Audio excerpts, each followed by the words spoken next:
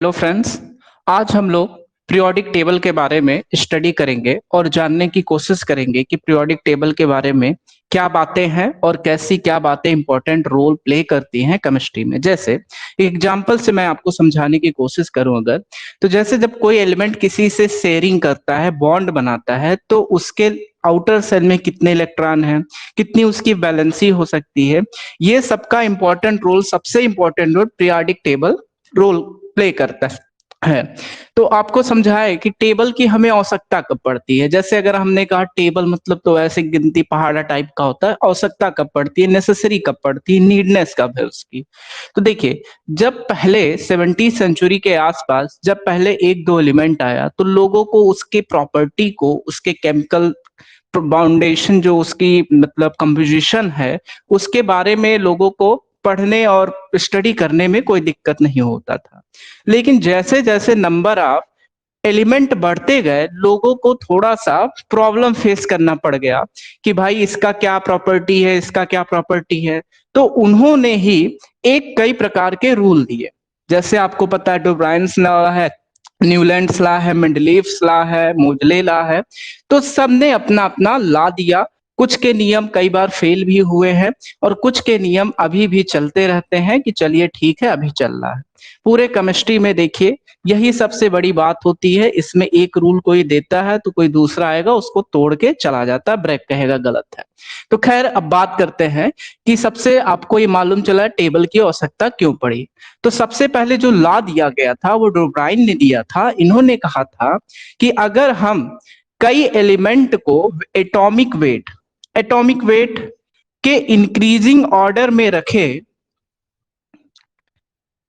Atomic weight के increasing order में रखे, तो उसमें कुछ ऐसे एलिमेंट हैं जो अपने आसपास के एलिमेंट के एवरेज होते हैं। मतलब थोड़ा सा मैं समझाने की कोशिश करता हूं कि जो मिडिल में एलिमेंट होता है वो पहले यानी फर्स्ट और लास्ट वाले एटॉमिक वेट के एवरेज के इक्वल होता है। जैसे मान लीजिए, अगर मैं कहता हूं कि ये 8 है और ये 10 है, इसका एटॉमिक वेट, तो जो मिडिल वाला उसके बीच में रखा जाएगा, उसका जो एटॉमिक वेट होगा वो इन दोनों का क्या होगा बाबू, एवरेज होगा। एवरेज का मतलब sum of data divide by number of data, it means 18/2 equal 9। तो सबसे पहले अगर बात किया गया तो डोब्राइन ने ये ला देकर कहे कि अगर हम एटॉमिक पीरियोडिक टेबल में एटॉमिक वेट के अकॉर्डिंग एलिमेंट को अरेंजमेंट करते हैं, तो कुछ ऐसे एलिमेंट हैं, कुछ मतलब 90% की बात हो रही है, 80% की बात हो रही है, 100% की बात या 40 या 30% की बात नहीं हो रही है। तो बहुत सारे ऐसे एलिमेंट हैं जो फर्स्ट और थर्ड वाले एलिमेंट के बाबू एवरेज होते हैं। दैट इज द डोब्राइन्स लॉ। अब बात होती है डोब्राइन्स लॉ कहीं फेल हो गया। जैसे इन्होंने सबसे पहली बात, कुछ ऐसे एलिमेंट थे जिसके एटॉमिक वेट पहले वाले से, जैसे मैंने कहा ना, एटॉमिक वेट के इंक्रीजिंग ऑर्डर में रखा गया। तो कई बार ऐसे हुए कि ज्यादा वाला पहले रख दिया गया और बाद वाला कम रख दिया गया। तो कहीं ना कहीं बाबू ये जाकर के इनका रूल फेल हो गया। उसके बाद न्यूलैंड ने आया, न्यूलैंड अष्टक नियम है। न्यूलैंड लॉ के अकॉर्डिंग इन्होंने कहा कि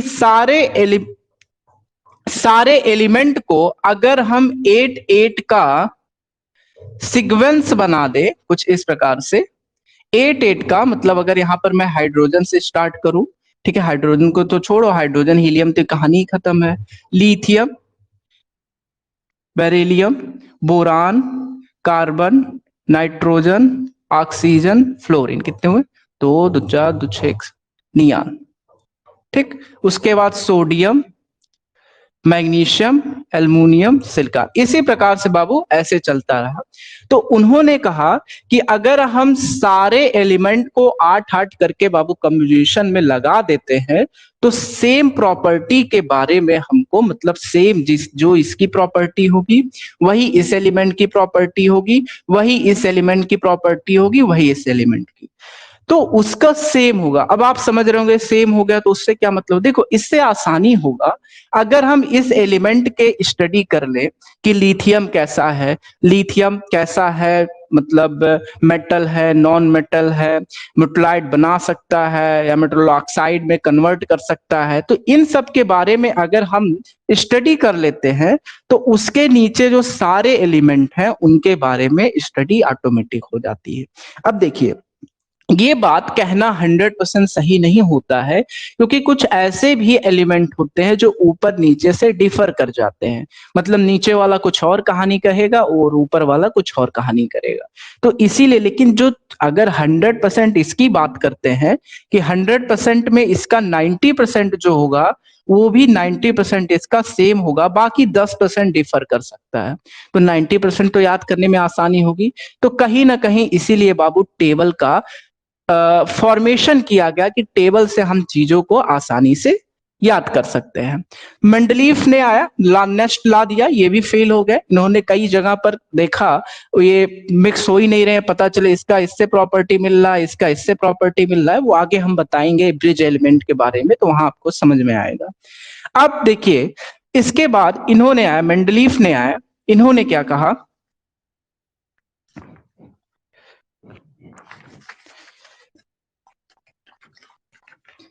देखिए मेंडलीफ ने बस डोब्राइन का थोड़ा सा चेंजिंग किया। डोब्राइन ने क्या कहा था कि अगर हम एलिमेंट के एटॉमिक वेट के इंक्रीजिंग ऑर्डर में रखते हैं तो फर्स्ट और थर्ड का जो एवरेज होगा वो सेकंड वाले एलिमेंट के इक्वल होगा, उसके एटॉमिक वेट के इक्वल होगा। लेकिन मेंडलीफ थोड़ा सा अलग बोल रहे हैं। उन्होंने कहा कि अगर हम एलिमेंट के एटॉमिक वेट के इंक्रीजिंग ऑर्डर में रखते हैं तो आफ्टर सम इंटरवल, कुछ इंटरवल के बाद सेम प्रॉपर्टी वाले एलिमेंट का रिपीटेशन होता है। मतलब क्या है, इसको समझने की कोशिश करते हैं। मतलब वही है जैसे लिथियम था, बेरिलियम हुआ, बोरान हुआ, कार्बन से लेकर के नियान हुआ, फिर यहाँ मैग्नीशियम, यहाँ एल्युमिनियम। तो इन्होंने क्या कहा कि ऐसा है, अगर हम कुछ एलिमेंट, कुछ नहीं, अगर हम एटॉमिक वेट के अकॉर्डिंग इनको रखते हैं इंक्रीजिंग ऑर्डर में, तो after some interval same property वाले एलिमेंट की क्या होती थी बाबू, रिपीटेशन होता है। यही लॉ न्यूलैंड ने भी कहा था। लेकिन दोनों में डिफर है, दोनों में डिफर, ये केवल ब्रिज एलिमेंट अभी बताएंगे, तो यहाँ पर न्यूलैंड को हम समझाने की कोशिश करेंगे। तो अभी बस न्यूलैंड के बारे में आप इतना ही जानिए कि न्यूलैंड ने ये कहा था। अब मेंडलीव देखो फेल कहाँ हो गए। मेंडलीफ ने फेल वहां हो गए जैसे डोब्राइन फेल हो गए थे कि उन्होंने देखा क्या कि एटॉमिक वेट जो है वो ज्यादा वाला पहले हो गया है और कम वाला बाद हो गया है। जैसे मैंने अभी समझाने की कोशिश किया कि 8 था और 10 था और बीच में 9 रखा गया। कभी कभी उल्टा हो गया, 10 पहले आ जाता था, 9 पहले आ जाता। अब आप कहेंगे सर ऐसा क्यों? देखिए, अब देखिए दो बातें हैं। एक तो आपको इसकी और इसकी प्रॉपर्टी मैच करानी है, तो ये भी देखना। अब ऐसा अरे ये कौन सी बड़ी बात है, 9 को 10 को पहले कर दिया, 9 को पहले ऐसे था, तो आप इसको इधर लिख लिए होते और उसको उधर लिख लिए होते। नहीं बाबू, इसकी प्रॉपर्टी ऊपर वाले से मिल रही थी और इसकी प्रॉपर्टी ऊपर वाले से मिल रही थी, इसीलिए ऐसा रखा गया। साथ बात समझ रहे होंगे आप लोग। दूसरी बात, मेंडलीफ ने और एक बात को क्लेरिफाई नहीं किया था। इन्होंने जो हाइड्रोजन के बारे में है, हालांकि ये तो मोजले ने भी अभी तक नहीं कर पाए हैं, तो मेंडलीफ की ये कुछ खामियां थी खास करके। अभी मोजले ने भी नहीं किया तो उसकी हम कमियां नहीं गिना सकते हैं। तो मेंडलीफ की सबसे बड़ी ये थी, मिस पॉइंट था, कि इन्होंने कुछ ऐसे एलिमेंट के पहले रखा था जिसका एटॉमिक वेट डिक्रीज कर जाता था। मतलब वही है 10 के बाद 9 हो गया। ठीक। अब देखिए, इन्होंने क्या कहा था, किस पे दिया था, एटॉमिक वेट पे। ये बात दिमाग में हमेशा बैठा देना। ये दोनों अगर आप नहीं भी ज्यादा पढ़ेंगे तब भी चलेगा, लेकिन मेंडलीफ और मोजले तो आपको बहुत अच्छे से पढ़ना पड़ेगा। ये एक व्यू है, इसके बारे में हम चर्चा अभी आगे करेंगे कि कैसे क्या होगा, कैसे कॉलम में है, कैसे पीरियड में है, सब आपको समझाएंगे। एक मैं आपको अभी व्यू दे रहा हूं, बाकी आगे बात करेंगे। तो इन्होंने क्या कहा था कि एटॉमिक वेट के अगर अकॉर्डिंग रखा जाए तो आफ्टर सम इंटरवल के बाद सेम प्रॉपर्टी के जो एलिमेंट है उनकी रिपीटेशन होती है। बस मोजले ने एक चेंजिंग किया, जहां पर एटॉमिक वेट है वहीं पर एटॉमिक नंबर को लेते चले आए। जहां पर एटॉमिक वेट कह रहे थे वहीं पर बाबू एटॉमिक नंबर को लेकर के चले आए। इनके अकॉर्डिंग क्या होता है कि अगर हम एलिमेंट के एटॉमिक नंबर के इंक्रीजिंग ऑर्डर में रखते हैं तो after some interval the same property of element will be repeated.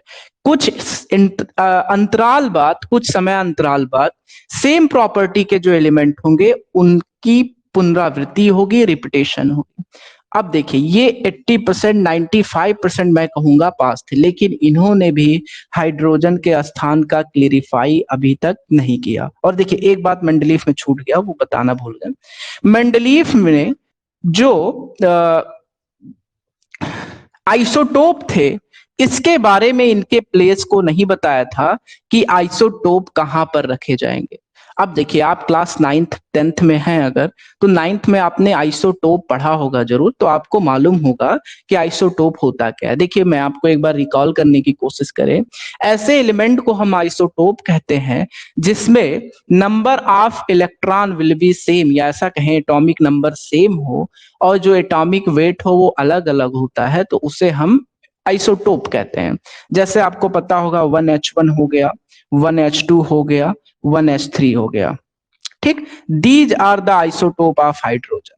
ठीक है, तो ये होते हैं आइसोटोप। तो मेंडलीफ ने आइसोटोप के प्लेस के बारे में भी कुछ बात में बताया नहीं था कि आइसोटोप को कहां रखना है, क्या करना है।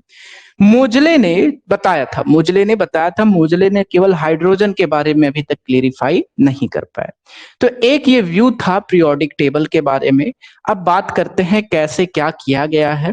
देखिए ज्यादा इंपॉर्टेंस आपका यही दो व्यक्ति हैं। अगर आप मेंडलीफ और मोजले को अच्छे से पढ़ लेते हैं तो आपका पीरियोडिक टेबल एकदम खत्म। ये दो तो बहुत पहले दे के चले गए थे और उनकी कोई खास आज तक मैंने देखा नहीं इंपॉर्टेंस है। अगर कभी भी पेपर में क्वेश्चन आता है तो 85% तक इन्हीं दोनों में से कवर अप होते हैं। चलिए अगर बात करते हैं आगे।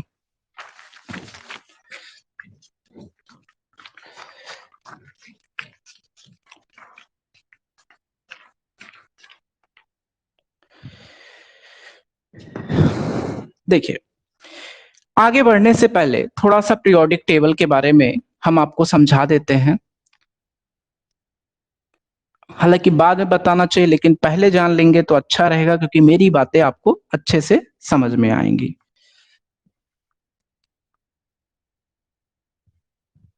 देखिए चलिए ये छोटा हो गया, कोई बात नहीं। मेन कॉन्सेप्ट क्या है वो हम समझाने की कोशिश करते हैं आपको। देखिए इधर जो है आपको जो दिख रहा है और इधर बीच में दिख रहा होगा, एक किनारे दिख रहा होगा, ये तीन आपको दिख रहे होंगे। देखिए इसको हम लोग ट्रांजिशन एलिमेंट कहते हैं। अब ये होते क्या है, देखिए ये सब आपको कहीं मिलेगा नहीं, आपको डायरेक्ट बता दिया जाएगा ट्रांजिशन एलिमेंट क्या है, ये क्या है, वो है। बस आपको मैं थोड़ा सा पहले ही व्यू देने की कोशिश कर रहा हूं कि चीजों को आप पहले ही समझेंगे तो जब मैं नाम लूंगा कि ट्रांजिशन एलिमेंट, एल्कली मेटल, ये वो, तो आप समझेंगे कि हाँ ट्रांजिशन जो एलिमेंट है वो बीच में है, एल्कली मेटल या ये जो है इधर है और बाकी उधर है। तो इसीलिए मैं आपको थोड़ा सा बता रहा हूं। ये होते क्या है ट्रांजिशन एलिमेंट।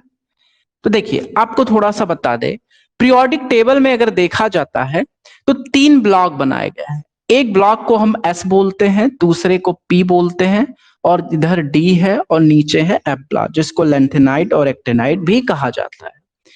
अब देखिए ये ब्लॉक है एसपीडीएफ, और आपको बता दे कि अगर आप थोड़ा सा नंबर ऑफ सेल्स पढ़े होंगे कैसे क्या होता है।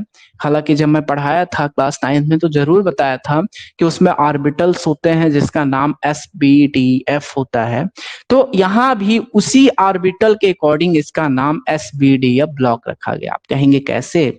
अगर आउटर सेल का लास्ट इलेक्ट्रॉन एस ऑर्बिटल में जाता है तो उसको एस ब्लॉक कहते हैं। आउटर सेल का पी ब्लॉक में जाता है तो उसे पी कहते हैं, और डी में गया डी, एफ में गया तो एफ। अभी जनरल बात करते हैं, बाद में डीप में जाएंगे। तो ट्रांजिशन एलिमेंट होते हैं टी ब्लॉक के, और इधर बाबू आपके मेटल होते हैं। ठीक है, अब ट्रांजिशन एलिमेंट के बारे में थोड़ा सा और बता दे। ट्रांजिशन एलिमेंट देखो हमेशा अपनी वैलेंसी को बदलते रहते हैं। ये क्यों होता है ये आप जान सकेंगे क्लास 11th या 12th में, अगर केमिस्ट्री लेते हैं तो वहां आपको बताया जाएगा। खैर एक बार मैं जरूर बताने की कोशिश करूंगा आगे जब पढ़ाऊंगा ट्रांजिशन एलिमेंट के बारे में कि कैसे क्या होता है। तो येस ब्लॉक में जो होते हैं वो मेटल होते हैं, सारे इसमें मेटल होंगे, ठीक है, इसमें कोई कंफ्यूजन नहीं है। और इसमें बाबू नॉन मेटल से लेकर के मेटलॉइड सब आ जाते हैं, और इसमें भी वही कहानी होती है, और ए ब्लॉक नीचे होता है। तो आपको जब भी अगर हम कहें कि मेटल वाले एलिमेंट, तो आपके दिमाग में हमेशा ये बातें चलनी चाहिए कि मेटल वाला एलिमेंट ज्यादातर इधर है। नॉन मेटल है तो नॉन मेटल चलो इधर भी है, इधर भी चलो ठीक है, लेकिन इधर नहीं हो सकता। तो एक बार इसको आप लोग माइंड में सेट कर लीजिएगा कि मेटल कहाँ है, ट्रांजिशन एलिमेंट कहाँ है, नॉन मेटल कहाँ है। क्योंकि जब हम नाम लेंगे तो इसके बारे में आपको हम बताएंगे कि क्या होता है, मेटल कहाँ पर है, ये हम बार बार नहीं बताएंगे, एक बार बता दिए बहुत है। चलिए एक बार नोट कर लीजिए इसको। चलिए हो गया होगा। अब देखिए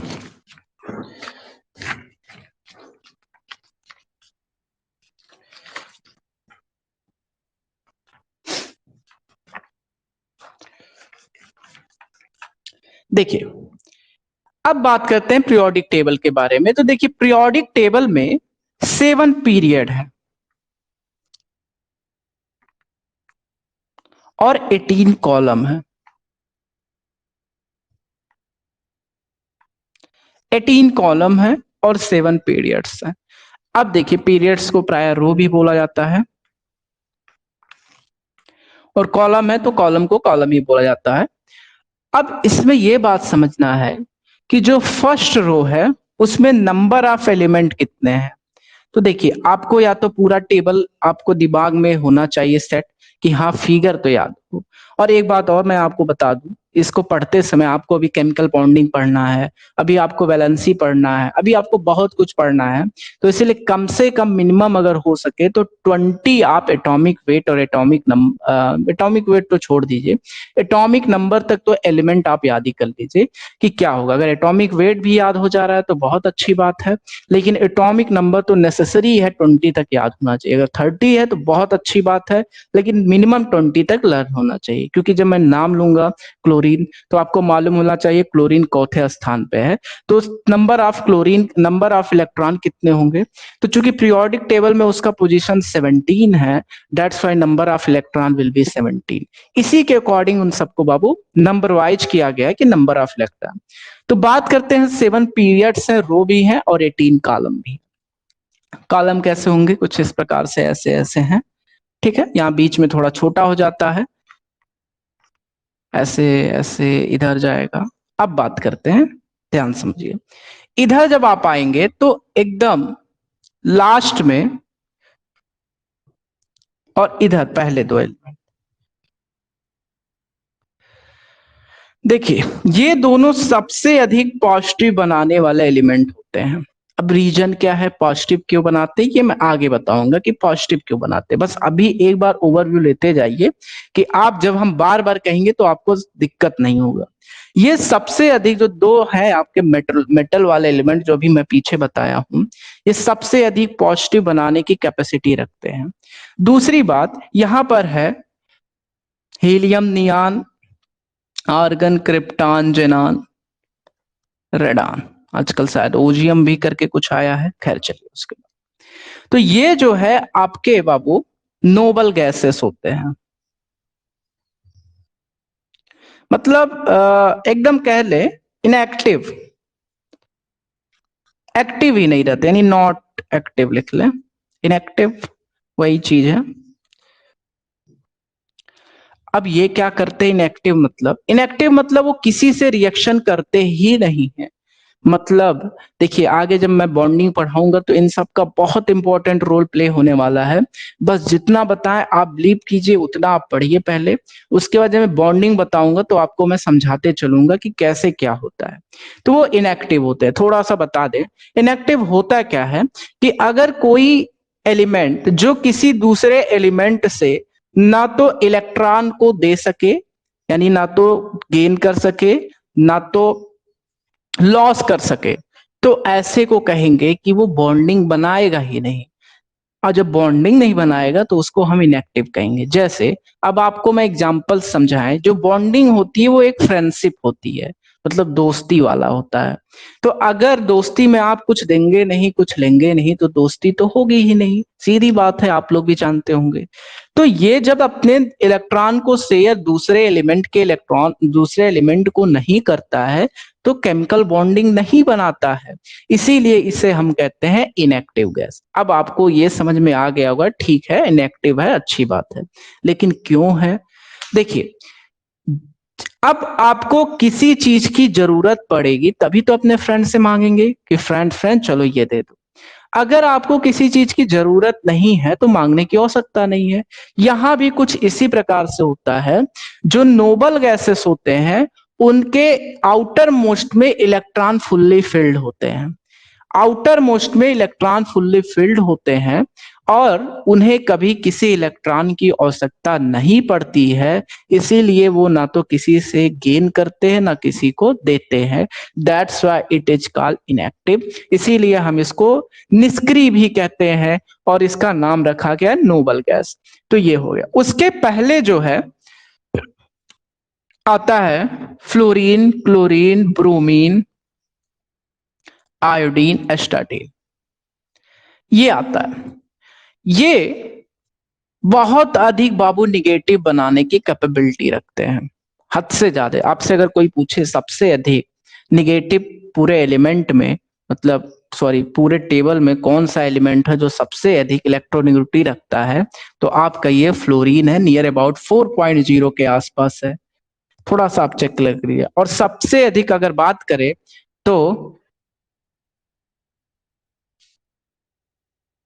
सबसे अधिक इलेक्ट्रोनिटी, सबसे कम इलेक्ट्रोनिटी अगर बात करें तो यहां पर होता है किसका, एक सेकेंड,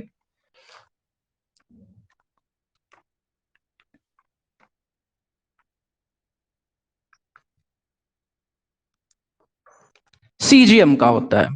सीजियम की जो इलेक्ट्रोनिगेटिविटी होती है वो 0.4 होती है, मतलब सबसे अधिक आपसे पूछे तो 4.0 फ्लोरीन का होता है और सबसे कम अगर पूछे तो सीजियम का होता है।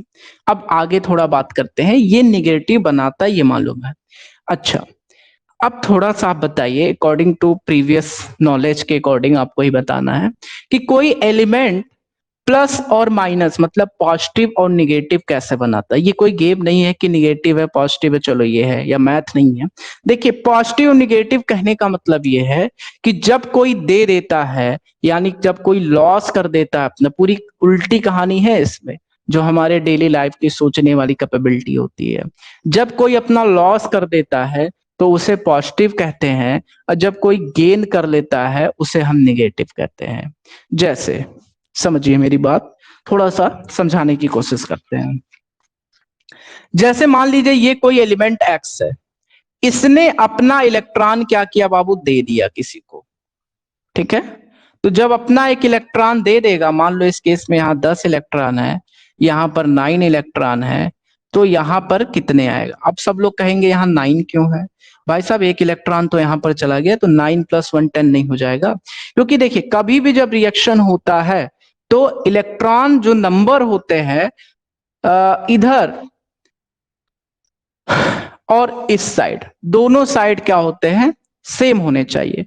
अगर नंबर ऑफ इलेक्ट्रॉन दोनों साइड सेम नहीं होते हैं तो उस केस में बाबू कहीं ना कहीं गलती होती है। इसको हम लोग रिएक्टेंट कहते हैं, यानी रिएक्टेंट के जो नंबर ऑफ इलेक्ट्रॉन हो और प्रोडक्ट के जो नंबर ऑफ इलेक्ट्रॉन हो, अगर दोनों सेम होते हैं तभी रिएक्शन सही माना जाता है, इधर कहीं ना कहीं कुछ गलती हुई है।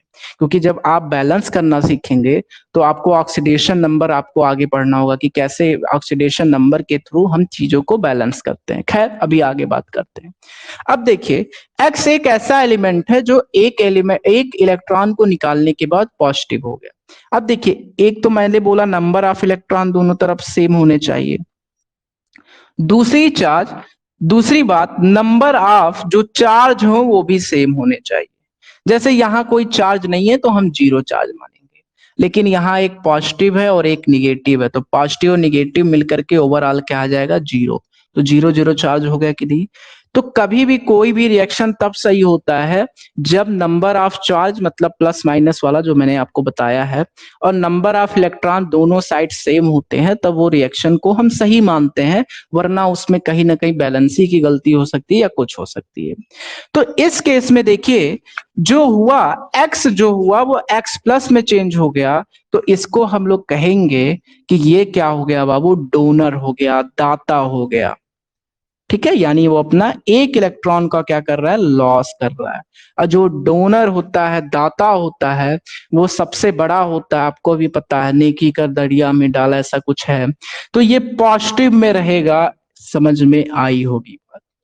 अगर कोई एलिमेंट है वो एक इलेक्ट्रॉन को रिसीव कर ले रहा है, गेन कर रहा है, मान लीजिए इसमें 10 इलेक्ट्रॉन है, तब इधर जो होगा वो 11 इलेक्ट्रॉन हो जाएंगे और यहां पर एक निगेटिव आ जाएगा। क्यों? क्योंकि ये अब गेन कर रहा है।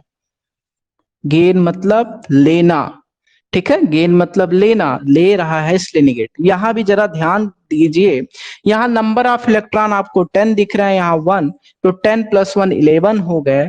और यहाँ अगर हम चार्ज की बात करें तो एक निगेटिव दोनों ओर बैलेंस है। तो आपको समझ में आया हो गया कि ये जो मैंने प्लस और माइनस की बात कर रहे थे ये क्या है। तो प्लस और माइनस कुछ नहीं होता, प्लस माइनस चार्ज होते हैं। अगर वो इलेक्ट्रॉन को गेन कर रहा है तो उस पर निगेटिव चार्ज आएगा, और अगर वो इलेक्ट्रॉन को डोनेट कर रहा है तो उस पे क्या आएगा, पॉजिटिव चार्ज। तो ये बात समझ में आया कि ये दोनों पॉजिटिव बनाते हैं, यानी ये दोनों इलेक्ट्रॉन क्या करेंगे बाबू, डोनेट करेंगे हर केस में। ठीक, और ये हमेशा निगेटिव बनाता है, इसका मतलब ये क्या करेगा, गेन करेगा। अब देखिए डोनेट और गेन ये एकदम सही है, डोनेट हर केस में लगभग करता है, लेकिन वो कभी कभी गलत हो जाता है। जैसे आप जब FCl बनाएंगे, ठीक है, तो F और Cl क्या होते हैं, दोनों निगेटिव होते हैं। अगर दोनों निगेटिव हो गए तो ऐसा नहीं है ये इसको देगा एक इसको देगा, तो उसमें एक कोई पॉजिटिव का काम करता है, एक कोई निगेटिव का काम करता है। तो ये अपने केमिस्ट्री में देखिए पूरा आप अगर ऐसे ही पढ़ेंगे तो बहुत ज्यादा क्रिटिकल कंडीशन होता है। रीजन क्या होता है, कोई रूल ब्रेक कर देता है, कहीं कुछ हो गया कहीं कुछ हो गया। जैसे आपने पढ़ा होगा कॉन्फ़िगरेशन में, तो आपने देखा होगा कॉन्फ़िगरेशन में कई बार जो होते हैं, जो उसके कॉन्फ़िगरेशन होते हैं वो रूल आउट हो जाते हैं। जैसे मैं आगे बताऊंगा कि कैसे होते हैं, जैसे कोबाल्ट का हो गया और निकिल का हो गया, इन सब का थोड़ा थोड़ा सा जो प्रीवियस के अकॉर्डिंग है उससे कहीं ना कहीं हट जाता है। रीजन क्या है सब बताऊंगा, बस थोड़ा सा आपको पेशेंस रखना है। और आज की क्लास देखिए कुछ नहीं है, बस केवल मैं इंपॉर्टेंट टॉपिक बताने की कोशिश कर रहा हूँ कि आगे आपको ये पढ़ना है। तो ये आपको इतनी बात आई थिंक समझ में आ गई। दूसरी बात और अगर करते हैं तो आप देखिए हाइड्रोजन, हाइड्रोजन सबके मन में ये रहता है कि हाइड्रोजन प्लस बनाता है। सही बात है भाई, हाइड्रोजन प्लस बनाता है, एक इलेक्ट्रॉन को वो डोनेट करने की कैपेबिलिटी है। लेकिन हाइड्रोजन का स्थान, जैसे मैंने बताया अभी मोजले का जब मैं लॉ पढ़ा रहा था, तो उन्होंने हाइड्रोजन के स्थान के बारे में अभी भी क्लियरिफाई नहीं किया, मेंडलीफ ने भी नहीं किया था। तो क्लियरिफाई नहीं किया क्योंकि हाइड्रोजन डबल नेचर का होता है, वो पॉजिटिव भी बना सकता है और निगेटिव भी बना सकता है। लेकिन हाइड्रोजन को हमेशा हम लोग यहीं पर लिखना चाहते हैं, अगर निगेटिव वाला होता तो यहां पर चला जाता, क्योंकि ये सारे एक एक निगेटिव बनाते हैं। इसलिए कहा जाता है कि हाइड्रोजन का जो स्पेस स्थान है, प्लेस है पूरे और टेबल में, वो क्या है, फिक्स नहीं है, वो इधर उधर जाता रहता है।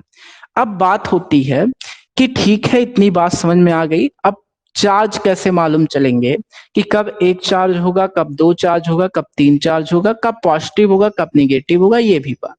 तो देखिए ये सब आपने प्रीवियस क्लास में बहुत अच्छे से पढ़ा है, लेकिन मैं ये समझ रहा हूं कि आप लोग को कुछ नहीं आता, और उसी के अकॉर्डिंग मैं पढ़ाने की कोशिश कर रहा हूं, क्योंकि छूट जाएगा तो से अच्छा ये कि एक दिन कवर ही कर ले।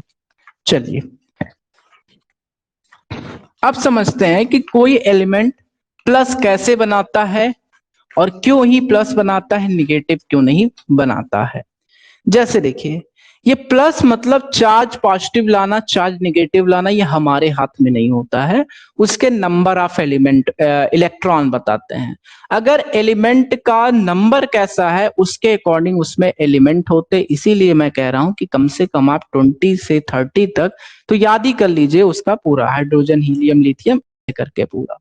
तो खैर आगे चले, अगर जैसे मैंने कोई एक एलिमेंट लिया, क्लोरीन 17 लिया, कैल्शियम लिया मैंने जिसको 20 हुआ। अब मुझे याद था तो मैंने अपना लिख दिया, आप लोग को भी याद रहेगा तो आप भी ऐसे लिख देंगे।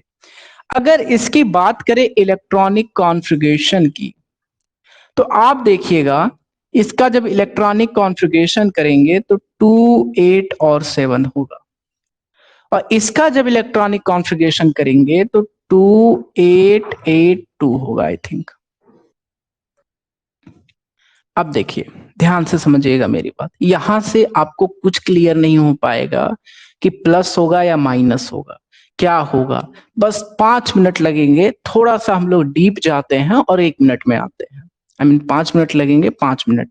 चलिए देखिए, आपको मैं बता दूं कि जो कोई भी एलिमेंट है उसके बीच में जो होता है उसको हम लोग कहते हैं न्यूक्लियस। इसके जो आगे आई मीन अगल बगल होते हैं उसको हम लोग सेल कहते हैं। ऐसे कई होते हैं, एक सेल नहीं होते हैं, मैक्सिमम 7 सेल हो सकते हैं। सेल कैसे होते हैं? According to the period, number of period के अकॉर्डिंग नंबर ऑफ सेल होते हैं। तो अगर 7th पीरियड का ये एलिमेंट होगा तो 7th सेल होंगे, अगर 5 पीरियड का एलिमेंट है तो 5 सेल होंगे, और अगर 3 पीरियड वाला एलिमेंट है तो 3rd सेल होंगे मैक्सिमम। अब देखिए बात को समझिए, न्यूक्लियस में जो होते हैं वो प्रोटॉन होते हैं और न्यूट्रॉन होते हैं, ये सब पढ़े हैं आप। और इलेक्ट्रॉन जो होते हैं वो आउटर मोस्ट सेल में, इसमें भी है, इसमें भी है, इसमें भी है, सब सेल में है। और आपको बताया इलेक्ट्रॉन, प्रोटॉन और न्यूट्रॉन जो होते हैं वो किसी भी एलिमेंट के सबसे स्मॉलेस्ट पार्टिकल्स में से काउंट किए जाते हैं, जैसा कि आप लोग को पढ़ाया जाता है। लेकिन जब आप 12th में जाएंगे, बीएससी में जाएंगे, तो आप लोग को बताया जाएगा कि ये जो एलिमेंट इलेक्ट्रॉन, प्रोटॉन और न्यूट्रॉन है वो क्वार्ट्ज से मिलकर बने होते हैं, क्वार्ट्ज। अब क्वार्ट्ज क्या होता है? देखिए क्वार्ट्ज की स्पिनिंग होती है, कहीं +1/2 कहीं -1/2। तो ये हमारे सिलेबस का नहीं है, वो हम लोग बाद में पढ़ेंगे। अब देखिए इसमें जो नंबर ऑफ सेल होते हैं, जैसे मान लीजिए नंबर ऑफ सेल पहला है, ठीक, ये नंबर ऑफ सेल दूसरा है, ये नंबर ऑफ सेल तीसरा है।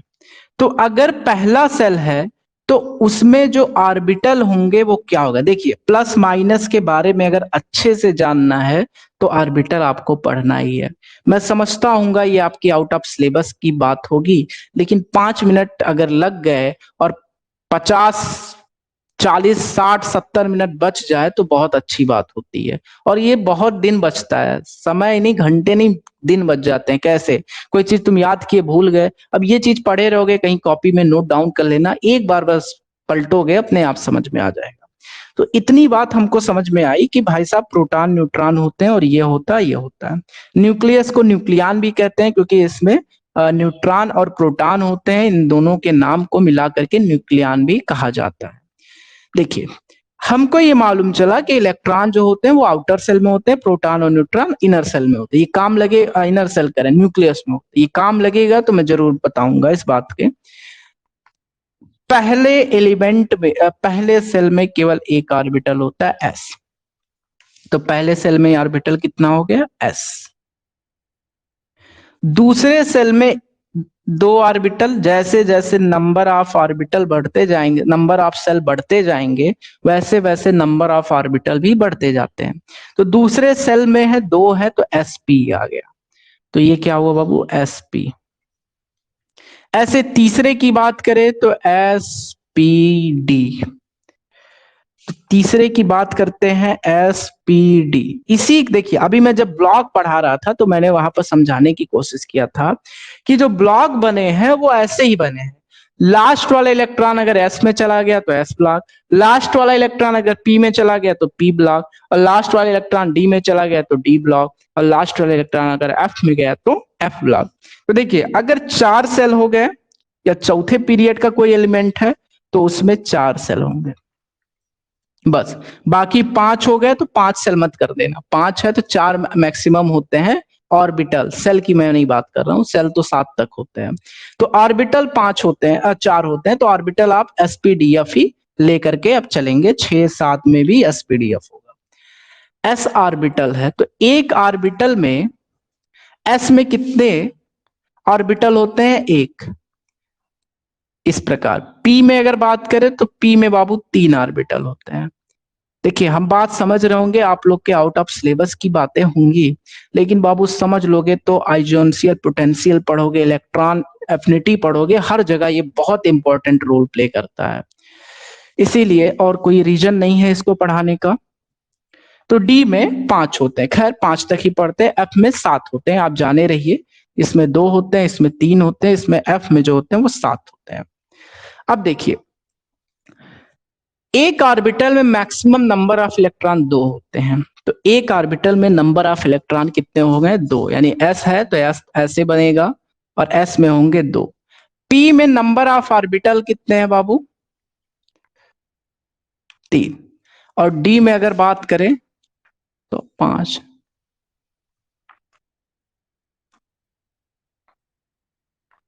चलिए इसमें जब हम इलेक्ट्रॉन को फिल करते हैं ना तो कुछ इस प्रकार पहले ऐसे करते हैं, पहले सिंगल सिंगल जाएगा, मतलब ये रूल है, आप पढ़ेंगे सब। फिर ऐसे जाएगा, ऐसा नहीं कि ऐसे ऐसे कर देना, ऐसे ऐसे नहीं, पहले ऐसे ऐसे जाएगा सिंगल सिंगल। जब सिंगल हो जाएगा सब में तो अब डबल होना शुरू होगा।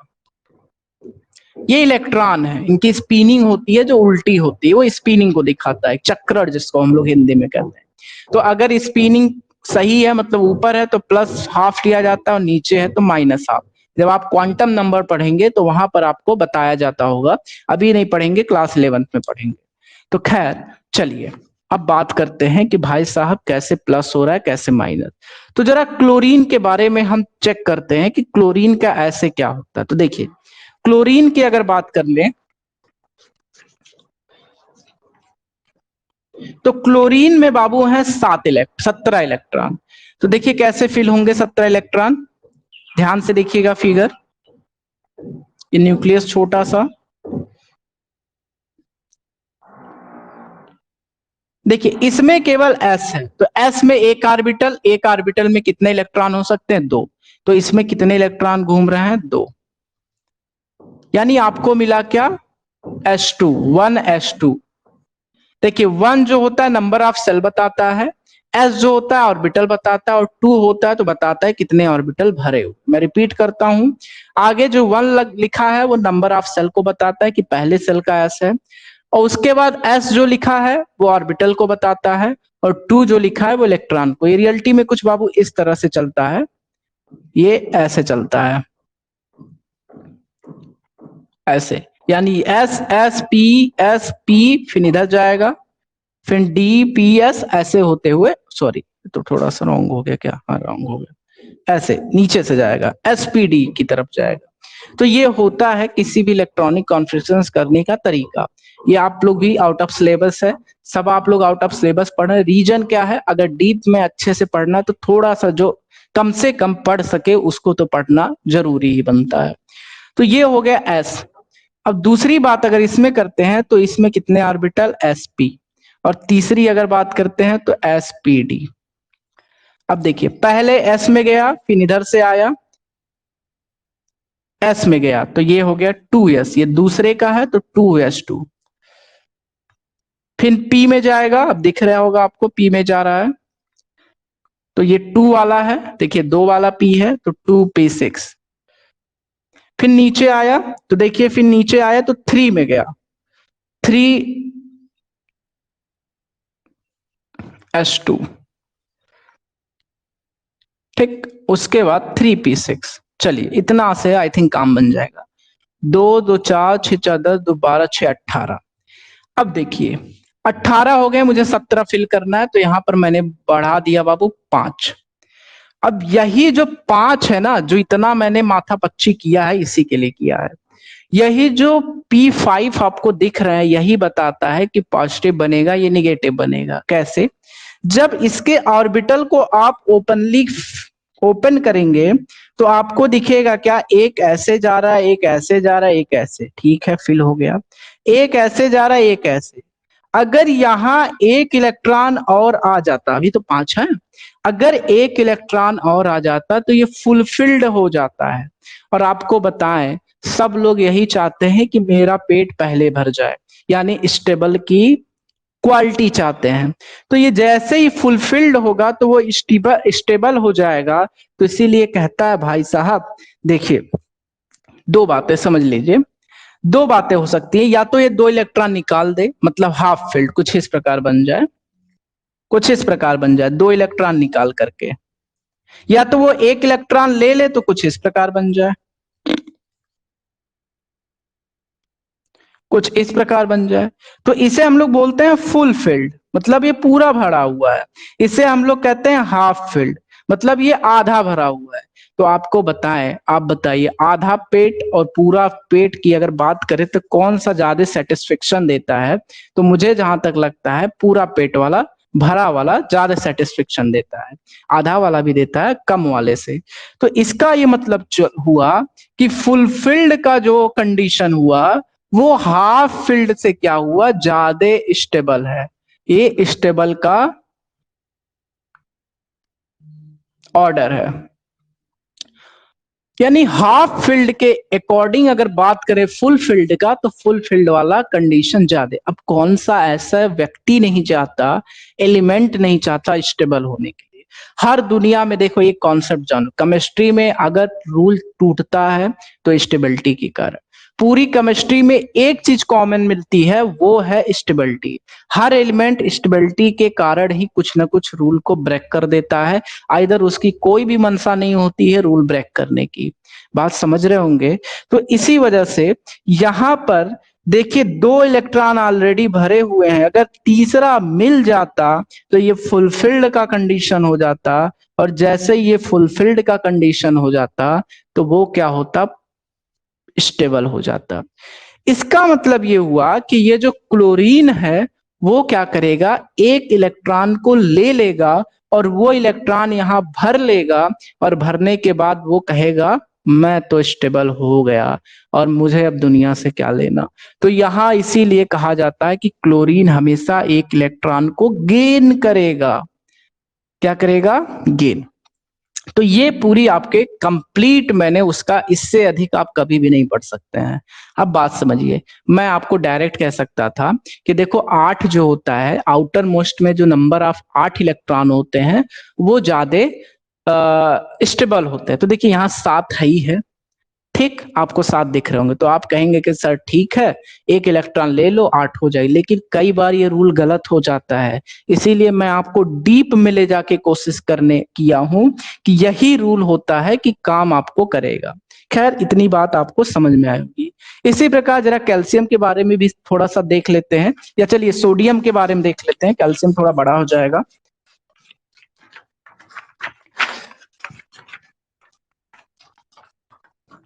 देखिए अगर कैल्शियम के बारे में बात सोडियम के बारे में बात करें तो सोडियम में जो नंबर ऑफ इलेक्ट्रॉन होते हैं वो 11 होते हैं।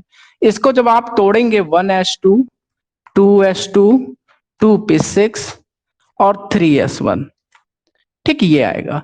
देखिए आउटर मोस्ट का इलेक्ट्रॉन देखना है तो 3s1 का मतलब s ऑर्बिटल है तो 2 होंगे इलेक्ट्रॉन, तो एक इलेक्ट्रॉन ऐसे जाएगा। अब एक इलेक्ट्रॉन देखिए ध्यान से समझिएगा मेरी बात को, एक इलेक्ट्रॉन यहां है, एक इलेक्ट्रॉन यहां आपको दिख रहा होगा, और बाकी अगर एक इलेक्ट्रॉन और मिल जाता तो काम सही हो जाता। ठीक है, तो इसका मतलब इसको एक इलेक्ट्रॉन ले लेना था, तो एक इलेक्ट्रॉन क्यों नहीं लिया, ये भी बात हो सकती है। देखिए रीजन क्या है कि सोडियम जो है वो पॉजिटिव बनाने वाला एलिमेंट है, वो बस देना चाहता है लेना नहीं चाहता। मैंने क्या कहा, fluorine chlorine bromine iodine starting ये और ट्रांजिशन एलिमेंट, ये पूरे मतलब क्या कहें इनके बारे में, कभी भी एक राह पे हो ही नहीं सकते हैं। पूरे केमिस्ट्री में केवल दो ऐसे आपको मिलेंगे जो यहाँ पर helium hydrogen lithium sodium potassium, rubidium, caesium, ये और एक ये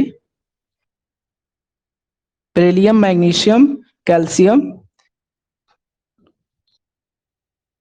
बेरियम, आर, ये दोनों जो आपको मिलेंगे ये केवल देना जानते हैं, लेना जानते ही नहीं है। बाकी जो ट्रांजिशन एलिमेंट है, जो नॉन मेटल वाले एलिमेंट है, वो कुछ भी कर सकते हैं, वो ले भी सकते हैं, दे भी सकते हैं, इसीलिए प्रॉब्लम हो जाती है। लेकिन यहाँ पर ये केवल अपना एलिमेंट को दे देगा। और यहाँ पर देखो 2p6 दिख रहा है जो कि ऑलरेडी स्टेबल में है। आपको दिख रहा होगा 2p6 जो ऑलरेडी स्टेबल में है। तो कहें अगर हम बात, अगर स्टेबिलिटी की बात देखी जाती है तो p का ऑर्बिटल s वाले ऑर्बिटल से ज्यादा स्टेबल होता है, इसीलिए वो s को निकाल देता है और ज्यादा स्टेबल रखने की कोशिश करता है। मेरी बात समझिए, जैसे हमारे और आपके पास दो चीजें मिली, ठीक है, तो आपके पास ऑप्शन है, आप अपने को अरेंज करेंगे कैसे, जो आपको अच्छा लगेगा। इसको दिखा कि स्टेबिलिटी तब भी मिल रही है, स्टेबिलिटी तब भी मिल रही है, तो उसको लगा कि स्टेबिलिटी तब ज्यादा मिलेगी जब हम पी वाले ऑर्बिटल को अपने पास रखेंगे लास्ट में, लास्ट मतलब आउटर सेल में। एस वाला इसलिए निकाल देता है, और जैसे ये निकालेगा तो उस पर क्या आ जाएगा बाबू, पॉजिटिव आ जाएगा। तो ये पूरा जो मैंने अभी तक बताया ये होता है कि कोई भी एलिमेंट कैसे पॉजिटिव बन सकता है, कैसे निगेटिव बन सकता है। ये सारी बातें आपने क्लास 9th में पढ़ी होगी, लेकिन ऐसे नहीं पढ़ी होगी जैसा भी मैंने बताया। आपने बस यही है कि 8 देखते हैं, 2 देखते हैं, ये देखते हैं, वो देखते हैं। चलिए अगर बात आगे करें थोड़ा सा, अभी टाइम है हम लोग के पास।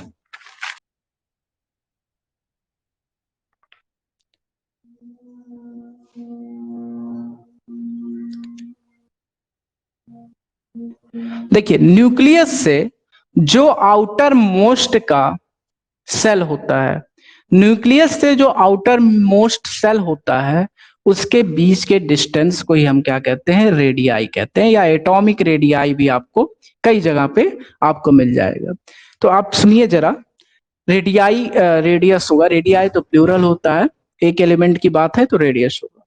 मैं अगेन रिपीट करता हूं कि किसी भी एलिमेंट का the distance from the nucleus to the outermost shell of element that is called the atomic radii of this element. कि किसी भी एलिमेंट का न्यूक्लियस से, नाभिक से आउटर मोस्ट बाहर वाले जो सेल है, ठीक है, उसका जो डिस्टेंस होता है उसी को हम लोग क्या कहते हैं, रेडियाई कहते हैं। अब इस पे भी चर्चा कर दिया जाए, बहुत छोटी चीज दिख रही है लेकिन बहुत बड़ी चीज है, ये पूरा बवाल है अपने में। खैर अगर बात करते हैं इसके बारे में तो देखिए, आपको थोड़ा सा फिजिक्स के एक रूल के बारे में बताते हैं। जैसे आपने ग्रेविटेशनल लॉ पढ़ा होगा, ये होता है, इसमें दो बातें हमें बस जाननी है, बस कि F डायरेक्टली प्रोपोर्शनल होता है M1 M2 के, यानी अगर M1 M2 के वैल्यू में ग्रोथ करो तो F में भी क्या होगा, ग्रोथ होगा। दूसरी बात ये, F इनवर्सली प्रोपोर्शनल होता है 1r² के, यानी r² के मान में अगर ग्रोथ करोगे तो F के मान में क्या होगा बाबू, मिनिमम होगा, कमी आएगी।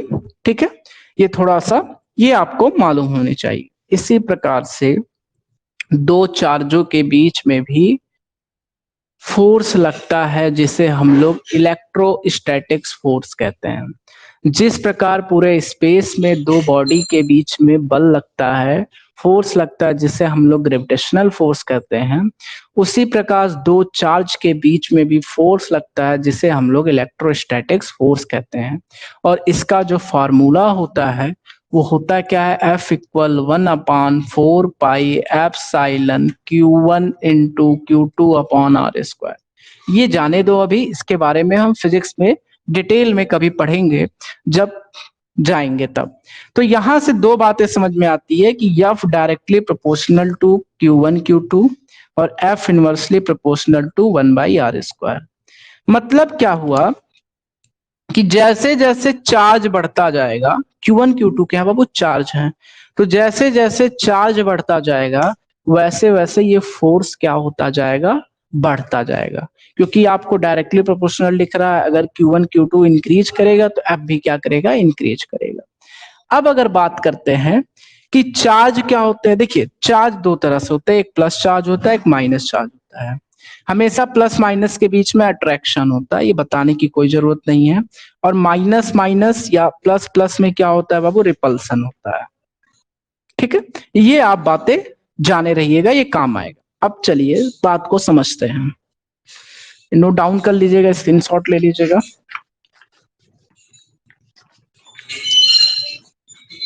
देखिए न्यूक्लियस में होता है बाबू प्रोटॉन और न्यूट्रॉन। तो प्रोटॉन होता है पॉजिटिव और न्यूट्रॉन होता है चार्जलेस। और इसके बाहर जो होता है इलेक्ट्रॉन घूमता रहता है, जो कि वो ऑलरेडी कैसा होता है, निगेटिव। तो प्रोटॉन पॉजिटिव, न्यूट्रॉन निगेटिव, तो इसका मतलब जो नाभिक हुआ, जो न्यूक्लियस हुआ, वो कैसा हो गया, पॉजिटिव हो गया। और इलेक्ट्रॉन क्या हो गया, निगेटिव हो गया। अब देखिए, और पॉजिटिव और निगेटिव के बीच में क्या लगता है, अभी मैंने बताया अट्रैक्शन लगता है। यानी जैसे जैसे चार्ज बढ़ेंगे, यानी ये पॉजिटिव वाला और निगेटिव वाला चार्ज बढ़ेगा, वैसे वैसे अट्रैक्शन बढ़ता जाएगा और इसका जो शेप होता जाएगा वो हल्का सा छोटा होता जाएगा। बात को समझ रहे हैं? जैसे जैसे नंबर ऑफ चार्ज बढ़ते जाएंगे वैसे वैसे अट्रैक्शन बढ़ता जाएगा। और सीधी बात है, अट्रैक्शन बढ़ेगा तो इसको खींचेगा अपनी तरफ, तो उसका जो साइज होगा एटम का, एलिमेंट का, उसका डिक्रीज करता जाएगा। अब आप कहेंगे सर चार्ज बढ़ने का क्या मतलब है? भाई साहब चार्ज बढ़ने का मतलब है नंबर ऑफ इलेक्ट्रॉन बढ़ना, यानी increasing order number of atomic number. आपको पता है, जैसे लिथियम की बात कर ले, बेरिलियम की बात कर लें, बोरान की बात कर लें, कार्बन की बात कर लें, नाइट्रोजन की बात कर लें, तो इसमें जो 3 होता है, इसमें नंबर ऑफ इलेक्ट्रॉन 4, इसमें 5, इसमें 6, इसमें 7। जिस प्रकार इसमें नंबर ऑफ इलेक्ट्रॉन है, उसी प्रकार इसमें नंबर ऑफ कौन होंगे बाबू, प्रोटॉन भी होंगे, क्योंकि दोनों क्या होगा, सेम होता है। तो सेम हो गया 3 4 5 6 7। ठीक, अब बताओ इसकी अगर बात करेंगे ना, तो इसके बीच जो अट्रैक्शन फोर्स लगेगा वो थोड़ा सा कम लगेगा, तो इसकी साइज इतनी होगी। लेकिन अगर 4 4 वाले की बात करेंगे तो इसके बीच में अट्रैक्शन फोर्स थोड़ा सा ज्यादा लगेगा, इससे उसकी साइज हल्का सा डिक्रीज हो जाएगी। 5 5 की बात करेंगे, यानी चार्ज बढ़ता जा रहा है, जैसे जैसे चार्ज बढ़ता जाएगा शेप क्या होता जाएगा, डिक्रीज। इसका मतलब हुआ किसी एक पीरियड में लेफ्ट से राइट चलने पे जो नंबर जो साइज होता है वो क्या करता है बाबू, डिक्रीज करता है। जो साइज होता है वो क्या करता है बाबू, डिक्रीज करता है। आई थिंक ये बात आपको समझ में आ गई होगी इस रूल से। मैं अगेन रिपीट करता हूं कि इसके पीछे इलेक्ट्रोस्टैटिक्स फोर्स का लॉ है। वो क्या कहता है कि according to the due to the increasing of charge, so the attraction force will also increase. That's why जो उसके एटॉमिक रेडियाई होती है वो सिकुड़ जाती है हल्का सा, जैसे जैसे आगे बढ़ेंगे वो हल्का हल्का सिकुड़ जाती है। तो आपको बता दे, किसी भी पीरियड में लेफ्ट से राइट जाने पर जो एटॉमिक रेडियाई होती है उसकी वैल्यू डिक्रीज करती है, लेकिन जनरल सेंस है, कहीं कहीं ब्रेक हो जाता है ये रूल। क्यों होता है, रीजन होता है, हर जगह ऐसे ही नहीं है। मैंने बताया स्टेबिलिटी का कुछ लोचा होता है, कुछ और भी चीजें होती हैं, टेम्परेचर, प्रेशर, जो इन सब चीजों पे हावी होने लगती है। खैर अभी आगे बात करते हैं, अभी जनरल व्यू ही पढ़ लेते हैं। अब बात करते हैं, ये तो हो गया पीरियड में ऊपर से लेफ्ट टू राइट जाने से। अब बात करें कॉलम में, तो कॉलम में जब अप एंड डाउन जाते हैं, ऊपर से नीचे की तरफ जाते हैं, तो आपको पता होगा कि पहला है, दूसरा है, तीसरा है, चौथा है।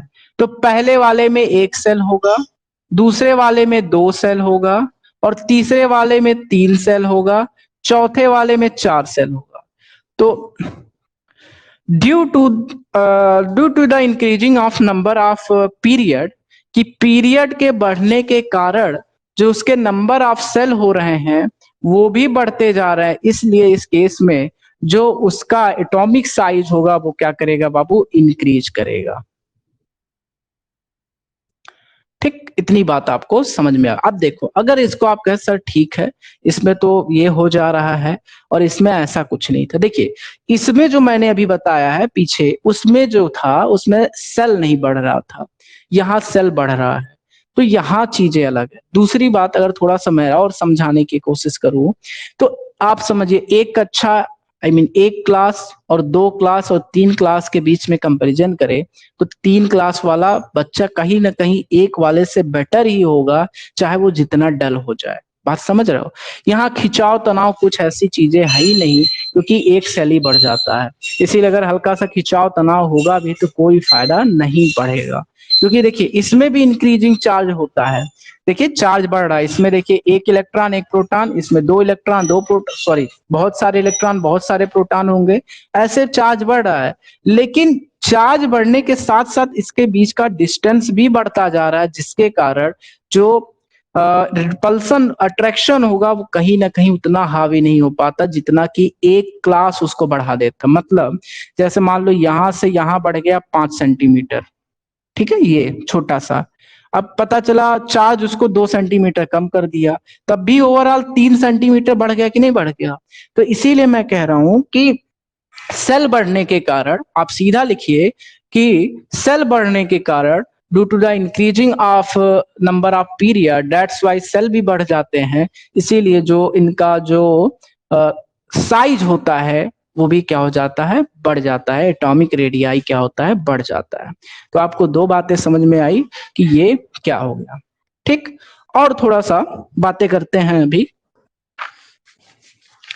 चलिए रहने देते हैं आज यहाँ पर। और एक बात और देखिए, ये जो वीडियो है अगर आपको पसंद है तो ठीक है, सब्सक्राइब तो कर ही देना, और साथ साथ में इसको आप लोग अपने फ्रेंड सर्किल में शेयर कर देना।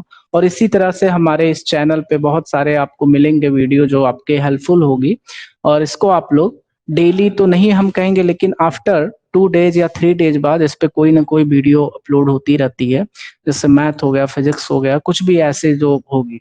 और कोई भी डाउट हो तो आप कमेंट सेक्शन में आप वहां पर कुछ कमेंट करके भी पूछ सकते हैं।